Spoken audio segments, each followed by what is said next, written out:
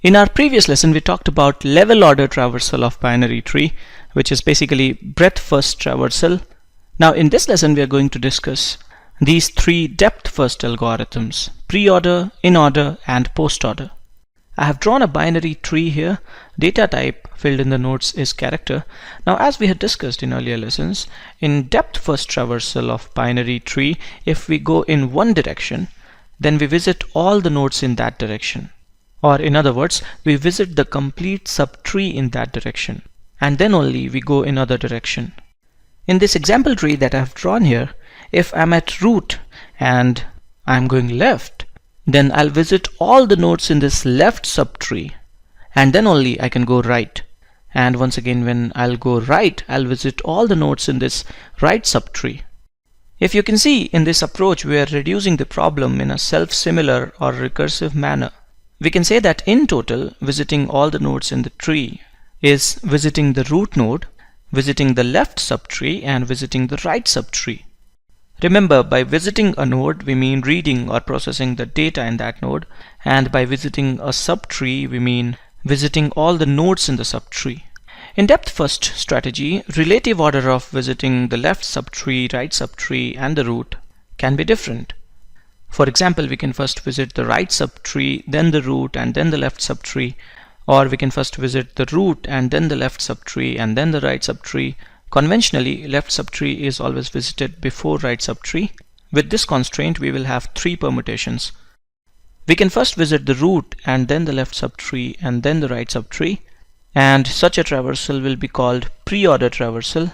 Or we can first visit the left subtree, then the root, and then the right subtree, and such a traversal will be called inorder traversal. And we can also go left, right, and then root, and such a traversal will be called postorder traversal. Left and right subtrees will be visited recursively in same manner as the original tree. So in preorder, once again for the subtrees, we will go root, left, and then right. In inorder, we'll keep going left, root, and then right. The actual implementation of these algorithms is really easy and intuitive. Let's first see code for preorder traversal. I've first written the algorithm in words here. In preorder traversal, we first need to visit the root, then the left subtree, and then the right subtree. Now I want to write a function that should take pointer or reference to root node as argument and print data in all the nodes in preorder. Let's say visiting a node for us is printing the data in that node. In C or C++, my method signature will look something like this. This function will take address of the root node as argument. Argument type is pointer to node. I'll define node as a structure with three fields like this. Data type in this definition is character, and there are two fields to store the addresses of left and right children. Now in preorder function, I'll first visit or print the data in root node, and now I'll make a recursive call to visit the left subtree. I have made a recursive call here, and to this call I'm passing address of the left child of my current root, because left child will be the root of left subtree. And I'll have another call like this to visit the right subtree. There is one more thing that we need to add in this function, and we will be done. We cannot go into recursion infinitely. We need to have a base condition where we should exit if a tree or subtree is empty, or in other words, for any call, if root is null, we can return or exit. Now with this much of code, I'm done with my preorder function. This will work fine in C or C++. Actually, in C, make sure you write struct space node instead of writing just node. The rest of the things are fine. It will be good to visualize this recursion. So let's now quickly see how this preorder function will work if this example tree that I'm showing in right here is passed to it. I'll redraw this tree and show it like this. Here I'm depicting node as a structure with three fields. Let's say the leftmost cell here is to store the address of left child, the cell in middle is to store the data, and the rightmost cell is to store the address of right child. Now let's assume some addresses for these nodes. Let's say the root node is at address 200, and I'll assume some random addresses for other nodes as well. And now I can fill in left and right fields for each node. And as we know, the identity of tree that we always keep with us is reference or address of the root node. This is what we pass to all the functions. In our implementation, we often use a variable of type pointer to node named root to store the address of root node. We can name this variable anything. We can name this variable root, or we can name this variable root ptr, but this is just a pointer. This particular block that I'm showing here is for pointer to node, and all these rectangles with 3 cells are nodes. This is how things are organized in memory. Now for this tree, let's say we are making a call to this preorder function. I'll make a call to preorder, passing it address 200. For this call, root is not null, so we will not return at first line in this function. We will go ahead and print the data in this node at address 200. I'll write output for all print statements here. And now this function will make a recursive call. Execution of this particular function call will pause. It will resume only after this recursive call preorder 150 finishes. This second call is to visit this left subtree. This call preorder 150 is to visit this left subtree. Address of the left child of node at 200 is 150.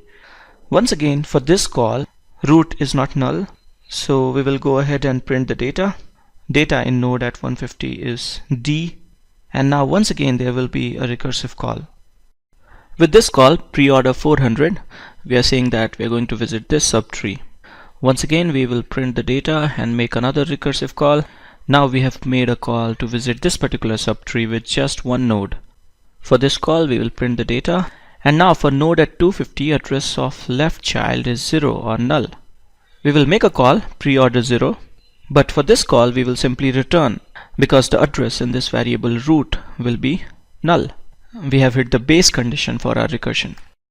Call to preorder 0 will finish and preorder 250 will resume. Now in this particular function call, we'll make another call for right subtree. For node at 250, even the right child is null. We will have another recursive call passing address 0, but this once again will simply return. And now call to preorder 250 will finish and call to preorder 400 will resume. Now in call to preorder 400, we will make another recursive call to preorder 180. With this call preorder 180, we are visiting this particular subtree with just one node. For this call, first we will print the data and then we will make a recursive call to preorder 0. Now preorder 0 will simply return, and then we will have another call to preorder 0 for right child of 180. The recursion will go on like this. There is one thing that I want to talk about here that's happening in this whole process. Even though we are not using any extra memory explicitly in our function, because of the recursion, we are growing the function call stack. We have discussed memory management a number of times in our earlier lessons. You can check description of this video for a link to one of those lessons.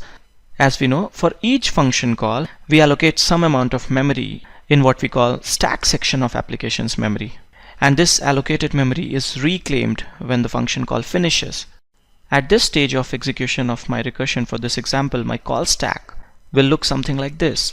I'm writing P as shortcut for preorder because I'm short of space here. Let's say we made a call to preorder passing it address 200 from main function. Main function will be at bottom of stack. At any time, only the call at top of stack will be executing and all other calls will be paused. Call stack keeps growing and shrinking during execution of a program because memory is allocated for a new function call and it's reclaimed when a function call finishes. So even though we are not using any extra memory explicitly here, we are using memory implicitly in the call stack. So space complexity, which is measure of rate of growth of extra memory used with input, will depend upon the maximum amount of extra memory used in the call stack. I'll talk about space complexity once more later. For now, let's come back to this recursion that I was executing. Call to this preorder 0 will finish and preorder 180 will resume. Memory allocated for execution of preorder 0 will be reclaimed. Now for preorder 180, both recursive calls have finished, so this guy will also finish. Even for preorder 400, both calls have finished, so preorder 150 will resume. Now this guy will make a recursive call to preorder function passing it address 450, address of its right child. Memory in the stack will be allocated for execution of preorder 450. Now in this call we will first print the data, and then we will make two recursive calls to preorder passing address 0 each time, because for this node at 450 both children are null. Both calls will simply return, and then preorder 450 will finish. And now preorder 150 will also be done. If you can see, the call stack will grow only till we reach a leaf node, a node with no children, and then it will start shrinking again. Maximum growth of call stack due to this recursion will depend upon maximum depth or height of the tree. We can say that extra space used will be proportional to height of the tree. Or in other words, space complexity of this algorithm is big O of h, where h is height of the tree. Okay, coming back to the recursion, we are done with preorder 150, so preorder 200 will resume.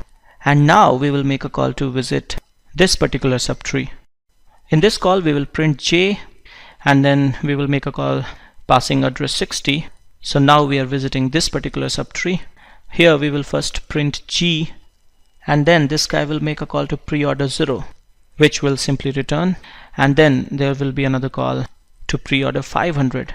Here we will print I, and then we will make two recursive calls passing address 0 every time, because node at 500 is a leaf node with no children.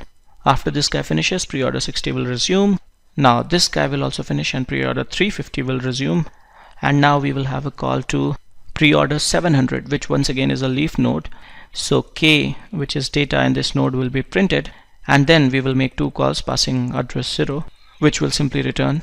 Now at this stage all these calls can finish. We are done visiting all the nodes. Finally we will return back to the caller of preorder 200, which probably would be the main function. So this is preorder traversal for you. I hope you got how this recursion works. Code for inorder and postorder will be very similar. In inorder traversal, my base case will be the same. So I'll say if root is null, then return or exit. If root is not null, I first need to visit the left subtree. I am visiting the left subtree with this recursive call. Then I need to visit the root. So now I'm writing this printf statement to print the data. And now I can visit the right subtree. So this second recursive call. And this is my inorder function. Inorder traversal of this example tree that I have drawn here will be this. This particular binary tree is actually also a binary search tree. And inorder traversal of a binary search tree would give us elements in the tree in sorted order. Okay, let's now write code for postorder.